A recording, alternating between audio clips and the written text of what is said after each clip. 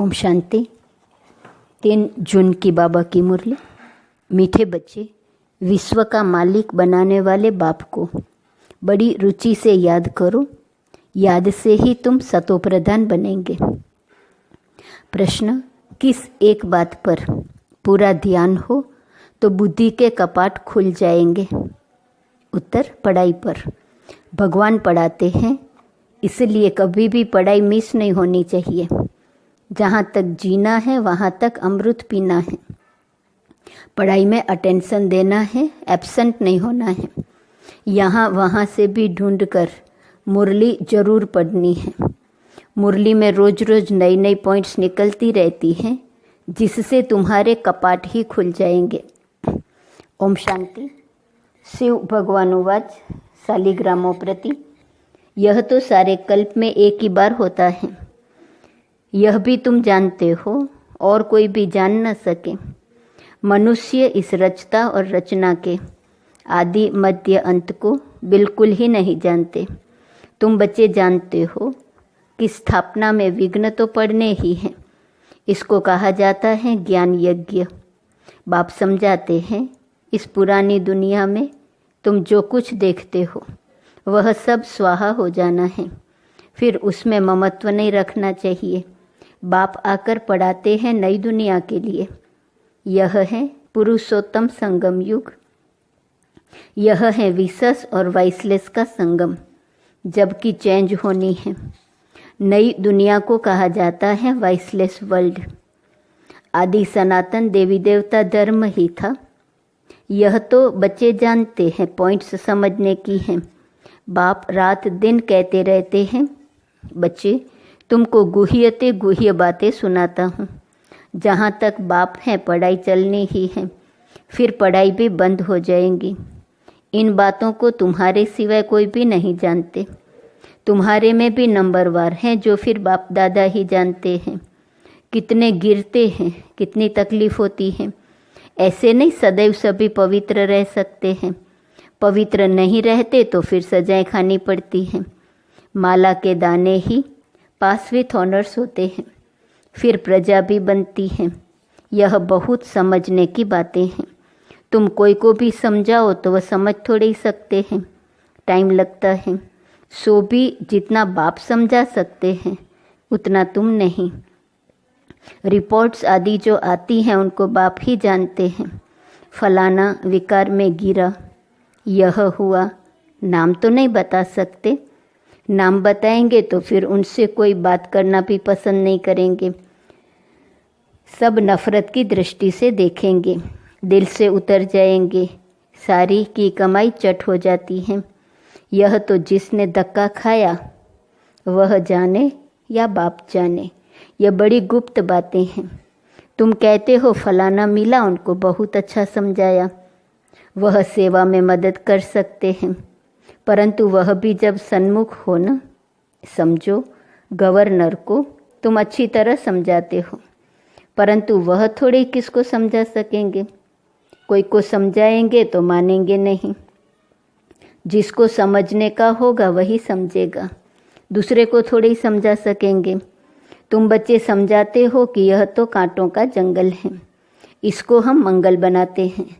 मंगलम भगवान विष्णु कहते हैं ना। यह श्लोक आदि सब भक्ति मार्ग के हैं। मंगल तब होता है जब विष्णु का राज्य होता है। विष्णु अवतरण भी दिखाते हैं। बाबा ने सब कुछ देखा हुआ है, अनुभवी है ना। सभी धर्म वालों को अच्छी तरह जानते हैं। बाप जिस तन में आएंगे तो उसकी पर्सनालिटी भी चाहिए ना। तब कहते हैं बहुत जन्मों के अंत में, जबकि वहाँ का बड़ा अनुभवी होता है, तब मैं इनमें प्रवेश करता हूँ। वह भी साधारण पर्सनालिटी का। यह मतलब नहीं कि राजा रजवाड़ा हो, नहीं। इनको तो बहुत अनुभव है।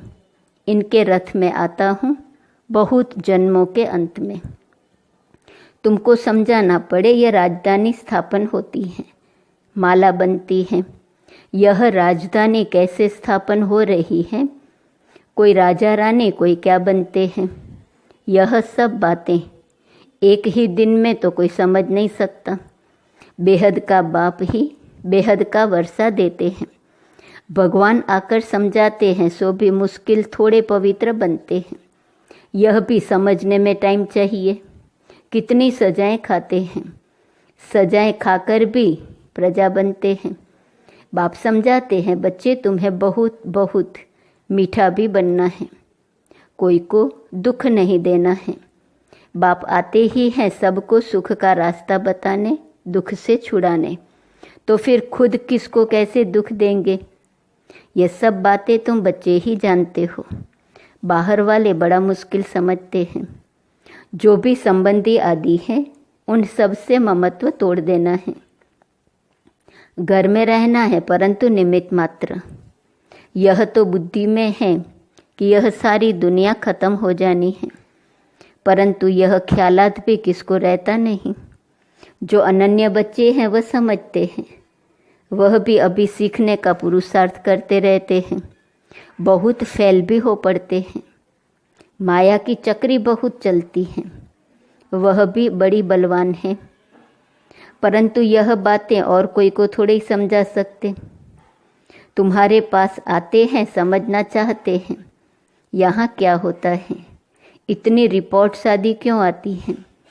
अब इन लोगों की तो बदली होती रहती है, तो फिर एक एक को बैठ समझाना पड़े। फिर कहते यह तो बड़ी अच्छी संस्था है, राजधानी के स्थापना की बातें बड़ी गुह्य गोपनीय हैं। बेहद का बाप बच्चों को मिला है तो कितना हर्षित होना चाहिए। हम विश्व के मालिक देवता बनते हैं तो हमारे में दैवी गुण भी जरूर चाहिए। एम ऑब्जेक्ट तो सामने खड़ी है, यह है नई दुनिया के मालिक। यह तुम ही समझते हो। हम पढ़ते हैं, बेहद का बाप जो नॉलेजफुल है वह हमको पढ़ाते हैं। अमरपुरी अथवा हेवन में ले जाने के लिए हमको यह नॉलेज मिलती है। आएंगे वही जिन्होंने कल्प कल्प राज्य लिया है। कल्प पहले माफिक हम अपनी राजधानी स्थापन कर रहे हैं।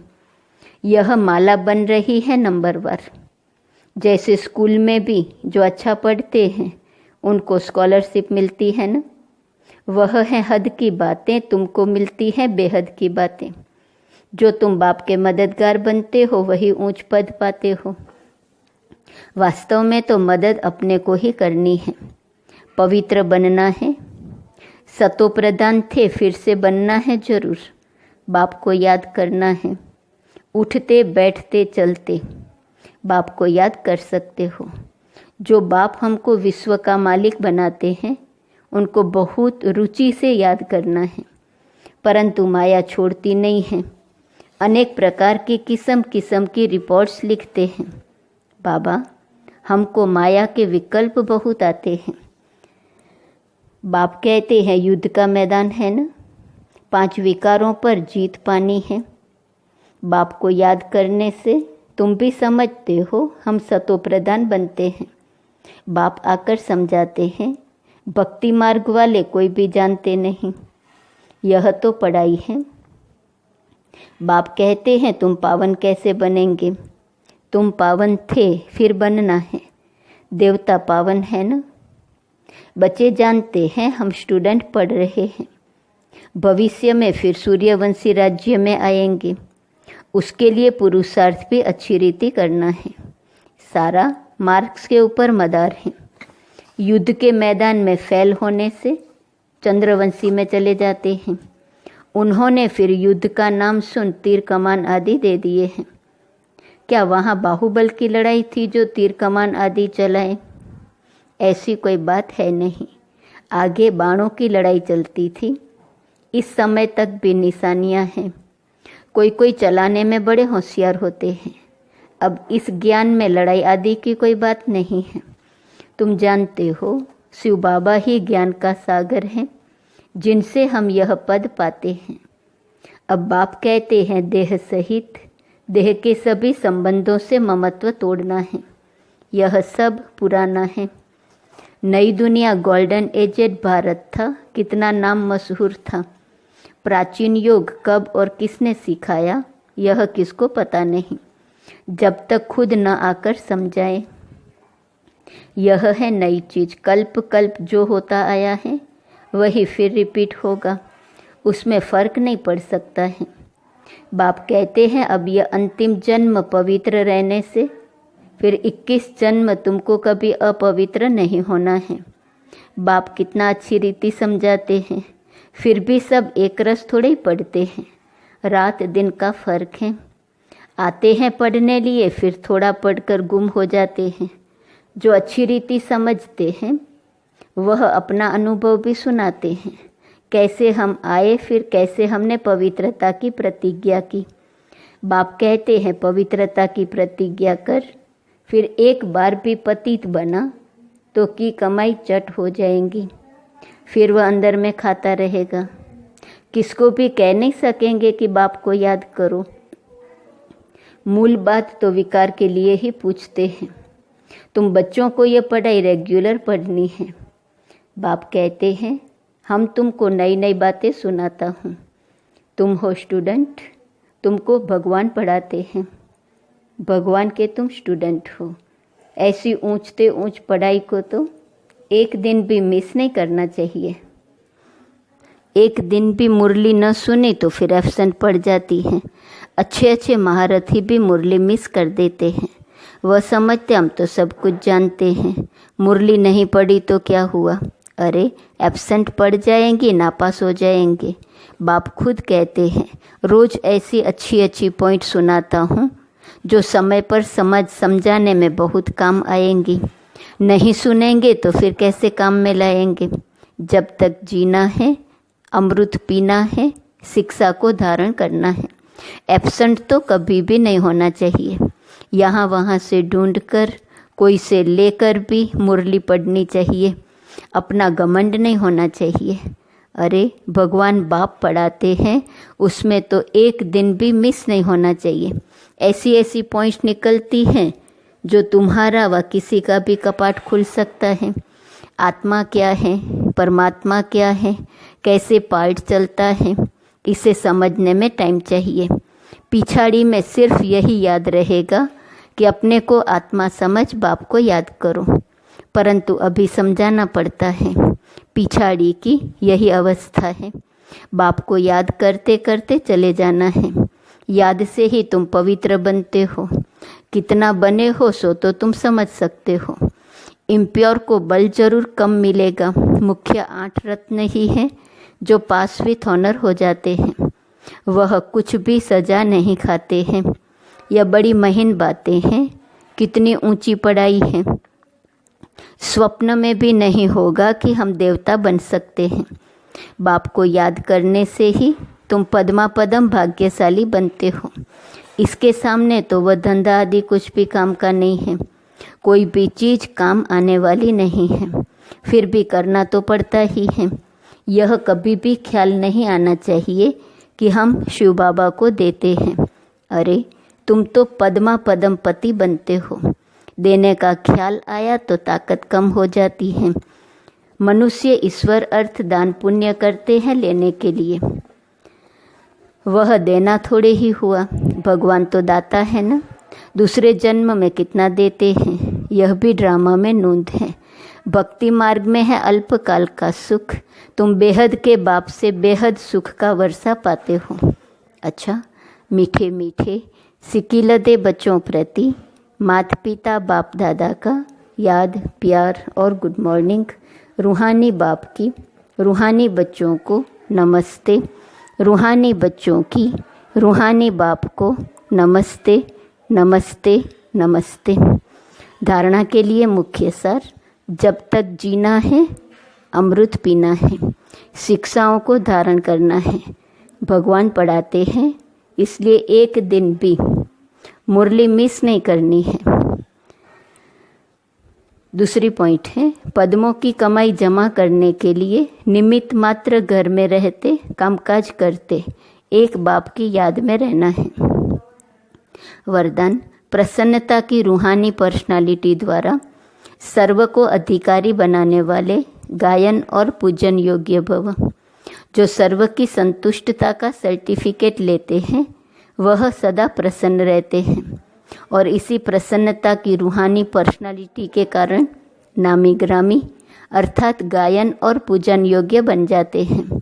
आप शुभ चिंतक, प्रसन्नचित रहने वाली आत्माओं द्वारा जो सर्व को खुशी की, सहारे की, हिम्मत के पंखों की, उमंग उत्साह की प्राप्ति होती है। यह प्राप्ति किसको अधिकारी बना देती है? कोई भक्त बन जाते हैं। स्लोगन: बाप से वरदान प्राप्त करने का सहज साधन है दिल का स्नेह। आज का स्वमान: मैं सहज कर्मयोगी हूँ। अव्यक्त इशारे की पॉइंट: 3 जून। जैसे कर्म स्वतः ही चलते रहते हैं, कर्मेंद्रियों को नेचुरल अभ्यास है, ऐसे ही बुद्धि को याद का नेचुरल अभ्यास होना चाहिए। इन कर्मेंद्रियों का आदि अनादि अपना अपना कार्य है। हाथ को हिलाने व पाँव को चलाने में कोई मेहनत नहीं करनी पड़ती।